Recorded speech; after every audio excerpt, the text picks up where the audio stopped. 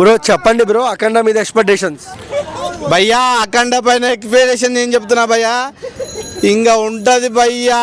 నాకు తెలిసి భయ్యా ఒక 10,000 కోట్లు వేసుకుంటుండు భయ్యా అఖండ 2తో. అందరి హీరోలకు మన అన్ననే ఇప్పుడు మన జై బాలయ్య బాబు ఇచ్చేస్తుండు, చెక్ రాసి ఇచ్చేస్తాడు ఇంకా మొత్తము. అన్న బాలయ్య లుక్ చూసినా భయ్యా ఎట్లున్నాయో. అరే నేను బాత్రూమ్ పోయి కూర్చున్నా కానీ మొత్తం కళలు ఆయనే వస్తుంది నాకు, వాష్రూమ్ పోయి కూర్చుంటే. ఏ లుక్ బాగాలేదని ట్రోల్ చేస్తారు మరి.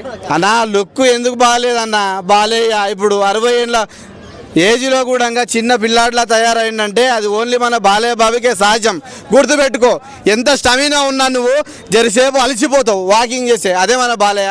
అన్న 60 ఏళ్ళు పెట్టుకొని 20 ఏళ్ళ కుర్రాళ్ళ తయారయ్యాడు భయ్యా. మీకు దయచేసి చెప్తున్నా, బాలయ్యను ట్రోల్ చేయొద్దు భయ్యా.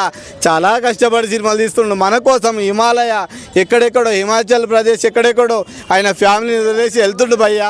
ట్రోల్ చేయొద్దు కాక, నేను చెప్పేది మీకు ఒకటే, బాలయ్యను ట్రోల్ చేయొద్దు.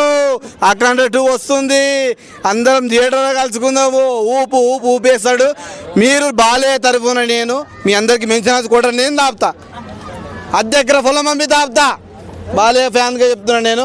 1/2 ఎకరం అమ్ముతా, 20 లక్షలు పోతుంది అమ్ముకొచ్చి మీకు నేను దాపుతా. కానీ బాలయ్యని ఎవరు దయచేసి ట్రోల్ చేయొద్దు భయ్యా.